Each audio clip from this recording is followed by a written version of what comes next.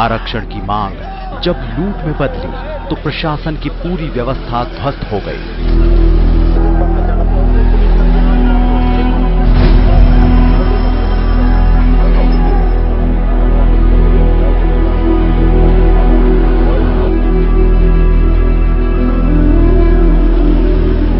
केवल लूट तक ही नहीं रुके वो, शहर का नामो निशान मिटाने की हर कोशिश की गई।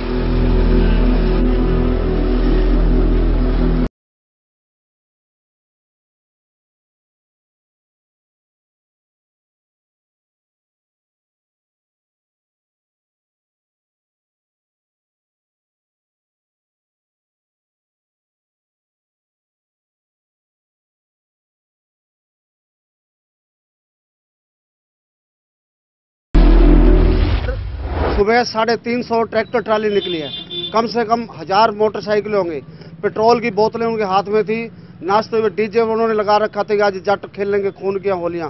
इतना यहाँ पर उन्होंने उद्यम मचाया। उसके बाद जब वो आग लगा रहे थे यहाँ पर, सभी हाथ जोड़ रहे थे कि भाई नहीं ऐसा काम ना करो, ऐसा काम ना करो, लेकिन उनके पास जब फायर उन्होंने चलाई तो तब सारी पब्लिक भाग गई। कोई प्रशासन का कोई भी व्यक्ति 3 दिन तक, कल आए हैं प्रशासन, 3 दिन तक, अब शनिवार इतवार सोमवार 3 दिन सारा शहर भटकता रहा, कोई भी नहीं आया हमारे पास।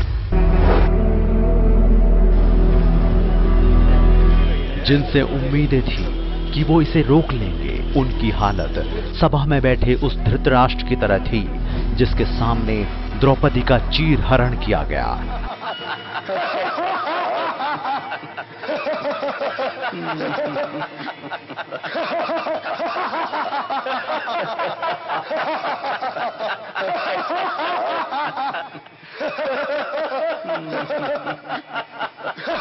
युग बदल गया है। तब राजतंत्र था, अब प्रजातंत्र है, जिसमें चुनी हुई सरकार की व्यवस्था है। वो सिस्टम और सियासतदान कलयुग में धृतराष्ट्र साबित हुए।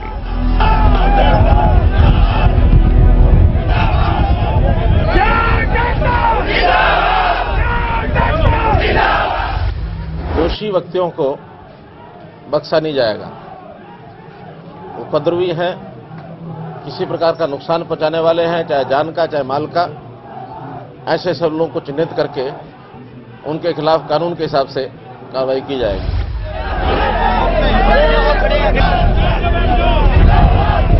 लुटेरे सड़क पर अपनी मनमानी कर रहे थे और सरकार उनके सामने अपील की थाल बजाकर खड़ी थी।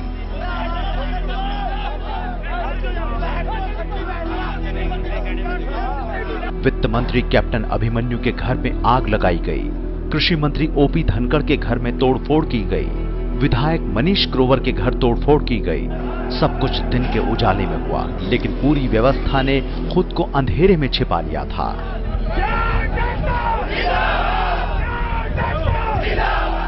लुटेरों के इस मनोबल के सामने जब सरकार हाँफ रही थी, तो आम लोग खुद को कैसे सुरक्षित महसूस कर सकते थे?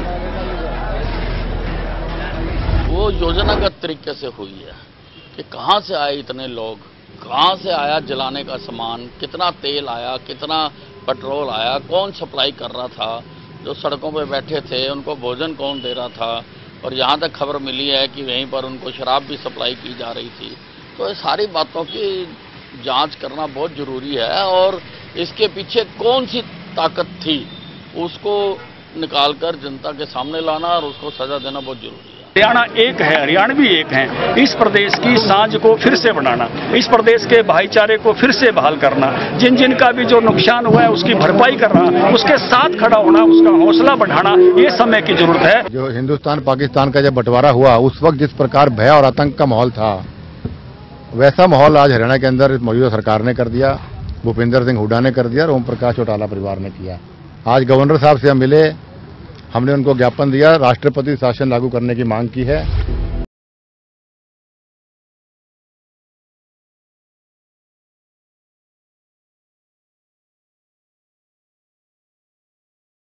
कि इस दुकान ने जिंदगी भर मेहनत करके अगली पीढ़ी के लिए संपत्ति जुटाई थी। उम्र ढलान पर है, बेफिक्री इस बात की थी कि इतना कर दिया है कि अगली पीढ़ी को दिक्कतों का सामना नहीं करना पड़ेगा। लेकिन उस बेफिक्री को इस तरह से कोई लूट ले जाएगा, इसकी कल्पना नहीं की थी। सुनीलाल जी, कितने साल से आप यहाँ पर दुकान अपनी है? ये तो 30 साल से है जी।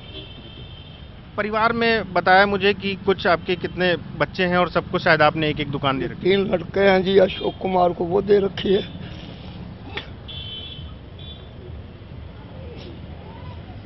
राजेश कुमार को दे रखी है जी, वो विकास कुमार। ये मैंने अपनी उधार लेके, कर्जा लेके और भाई कमाई करके 2-2 पैसे जोड़ के ये बनाई थी। 12-13 में बनाई थी। और वैसे हम यहाँ 1984 से रह रहे हैं, 80-82 से।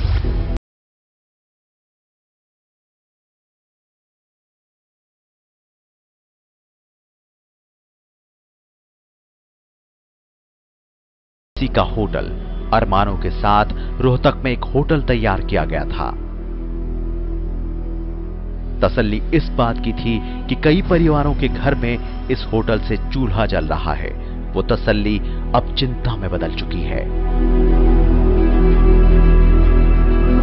रोहतक की हर गली में पुलिस की तैनाती थी। हालात काबू में करने के लिए सेना भी बुलाई गई थी, लेकिन सभी की मौजूदगी में जाट आरक्षण के लुटेरे जो लूट सकते थे लूट ले गए और होटल में आग लगा दी गई।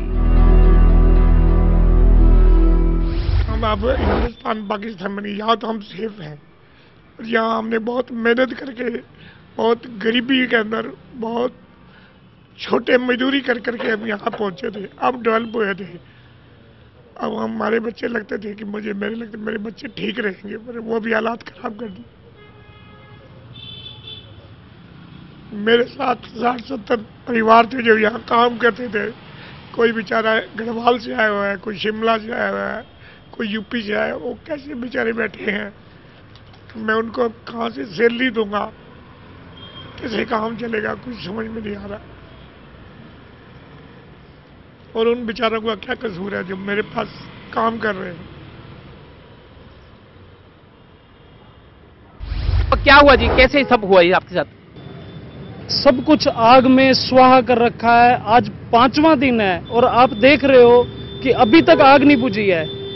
इतना माल भरा पड़ा था। नेक्स्ट सेशन के लिए मैंने सारा स्टॉक कर लिया था, क्योंकि एंड टाइम पे कुछ माल मिलता नहीं है। और मैं अकेला बंदा हूं, मैं सेल करूं या मैं परचेजिंग करूं, मैं कहां से लाऊं, क्या लाऊं?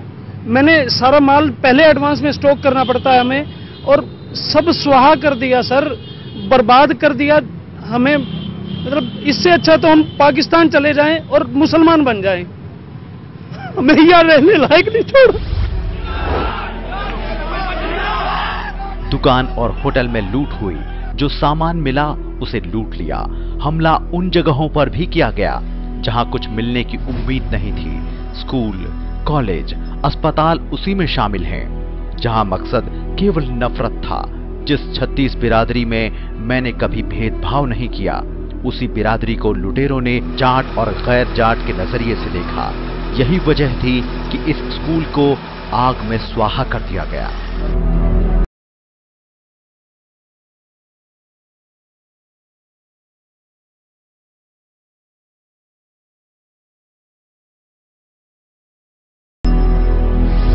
फिर 9:50 में आकर गेट को पहले तोड़े हैं। 15-20 मिनट गेट पर तोड़ने के लिए में लगा है। गेट तोड़कर फिर अंदर बढ़े हैं।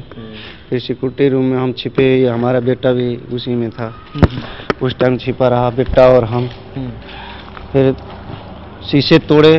फिर हमारे पैरों में जहाँ तहाँ शीशे के चोट भी लगी है, जहाँ तहाँ तोड़े। और उसके बाद दरवाजा तोड़ दिए, उधर वाला लकड़ी वाला दरवाजा तोड़ने के बाद फिर 3-4 हांके मारे। मतलब आपको हॉकी से मारा उन्होंने? जी, 3-4 हांके मारे। फिर उन्हीं में से किसी ने बोला, अरे इस बेचारे को क्यों मार रहे हो, छोड़ दो, इसने क्या किया है। फिर हम बाप बेटे दोनों आदमी भाग गए इधर। भागने के बाद वो अपना काम करते रहे स्कूल से अंदर। इसमें सारे वहीं से जितने भी देरी सिक्योरिटी रूम और ये डिस्पेंसर रूम में शीशे तोड़े हैं, हम उसमें मौजूद थे।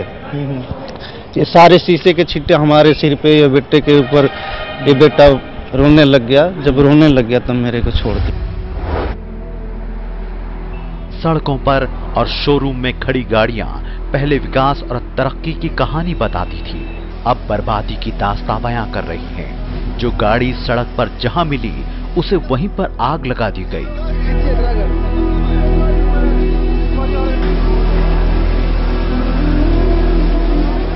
जिस शोरूम में गाड़ियां थी उसे भी आग लगा दी गई। यहां आंदोलन का मकसद और मंजिल सब कुछ खत्म हो चुका था, क्योंकि कोशिश दूसरों के सपनों को उजाड़कर वहां लूट और आतंक की कहानी लिखने की थी। 3 बजे का टाइम था, 2 और 3 के बीच का टाइम था लगभग, उस टाइम ये हुआ। कितने लोग करीब आए होंगे यहाँ पर? यहाँ कुछ नहीं पता, 150, 200, 300 आदमी के आसपास थे, गिनती थी ही नहीं उनकी, बिल्कुल दबंगई। तो सिर्फ आग लगाई या जिस तरह से जो हमें पता चला है कि कुछ गाड़ियों को लूट करके भी ले गए हैं? लूटा भी गया है और तोड़ फोड़ भी की है। उसके बाद यहाँ पे पूरा दहशत जैसे होती है आतंकवादी, उस तरह काम किया गया है।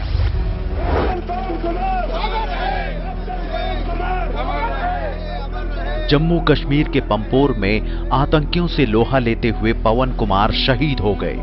पूरे देश की आंखें नम थी।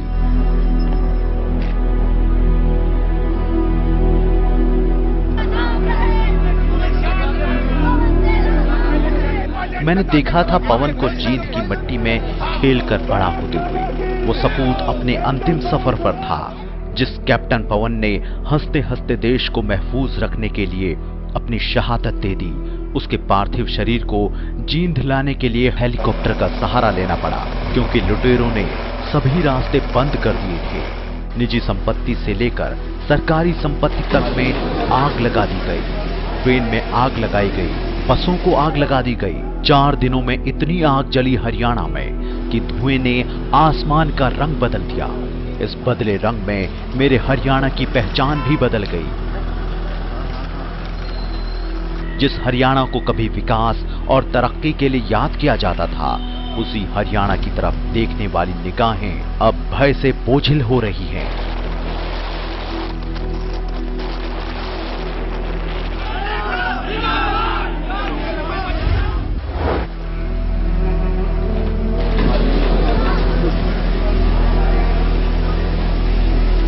जलते शहरों में मेरा शरीर पहले ही झुलस चुका था। मुरथल के खेतों में बिखरे महिलाओं के इन कपड़ों ने मेरी निगाहें शर्म से नीची कर दी हैं। मेरी धरती से बेटी बचाओ बेटी पढ़ाओ योजना की शुरुआत की गई।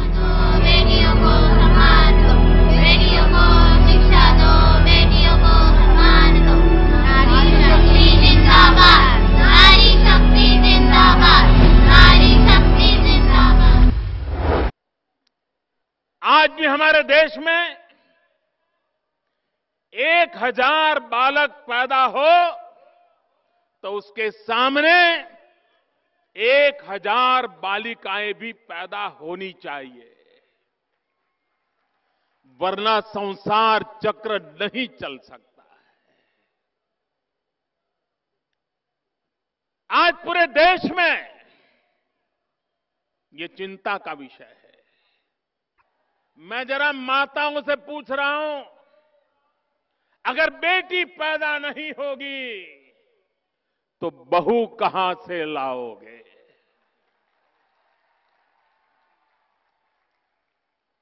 और इसलिए जो हम चाहते हैं वो समाज भी तो चाहता है।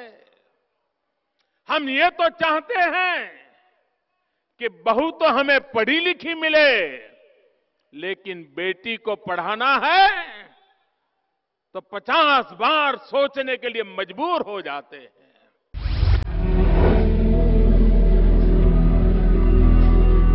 उस दिन मेरी खुशी का ठिकाना नहीं था जब मैं सोच रहा था हरियाणा की धरती पर हर बेटी खुद को सबसे ज्यादा सुरक्षित महसूस करेगी।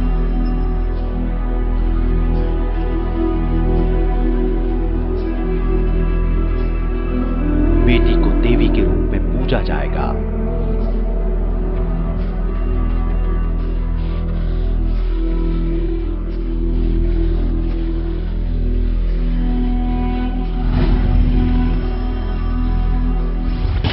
कल मैराथन हुई है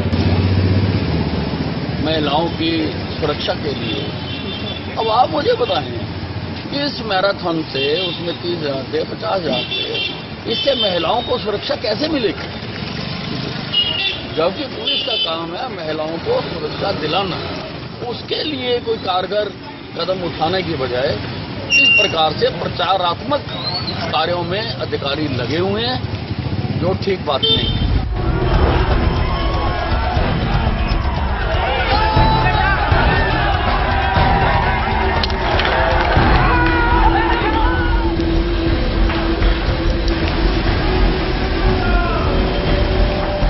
लेकिन पिछले दिनों अराजकता की जो आंधी आई, उसने मेरा वो भ्रम भी तोड़ दिया।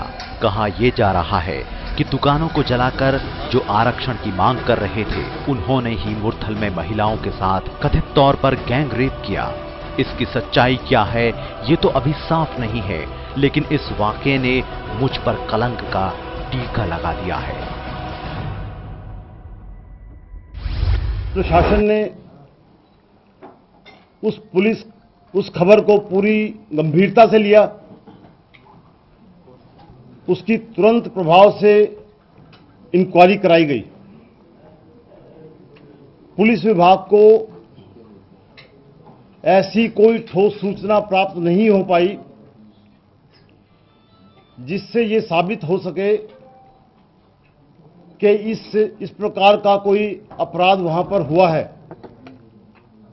परंतु क्योंकि सूचना या खबर बहुत ही जघन्य अपराध की तरफ इंगित करती थी।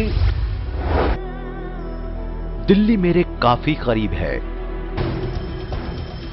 ये नजदीकी तब और बढ़ गई जब खुद प्रधानमंत्री नरेंद्र मोदी दिल्ली की मेट्रो को फरीदाबाद लेकर आए। लेकिन प्रधानमंत्री से लेकर गृह मंत्री तक सभी ने जिस तरह से मुझे जलता हुआ छोड़ दिया, उससे यह एहसास हो गया है कि वो मेरा भ्रम था। भौगोलिक तौर पर भले ही दिल्ली मेरे करीब थी, लेकिन हालात को सुधारने में, फैसला लेने में उस दिल्ली दरबार में भी लाचारी दिखाई दी।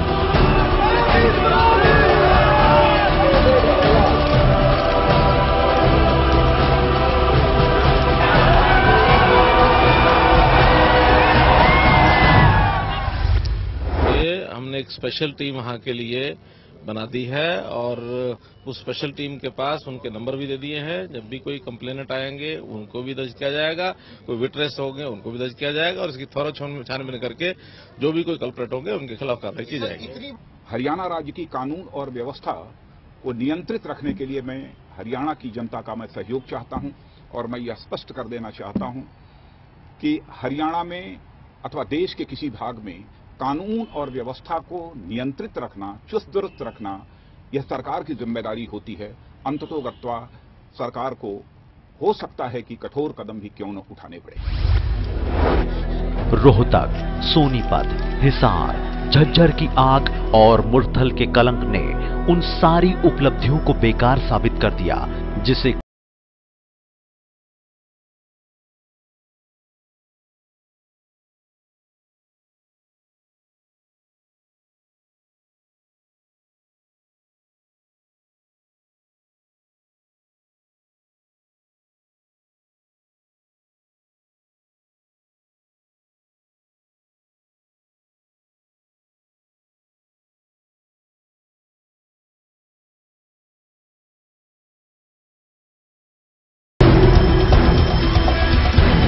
कुश्ती में सुशील कुमार के दांवपेचों ने भी ओलंपिक में भारतीय ध्वज को लहराया। उन कामयाबियों ने हमें खुश होने का मौका दिया था।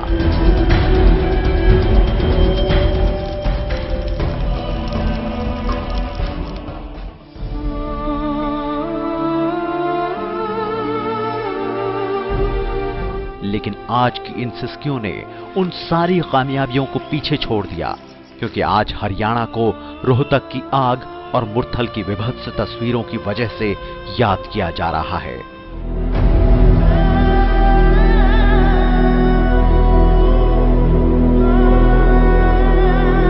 मैं जल चुका हूं, मेरा शरीर छलनी हो चुका है। अपने घर के लोगों से ही मुझे जख्म मिले हैं।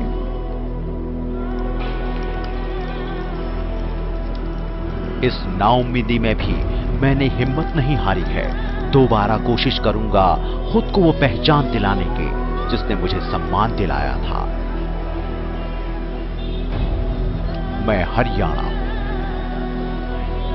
मेरा दृढ़ निश्चय है, मैं हार नहीं मानूंगा।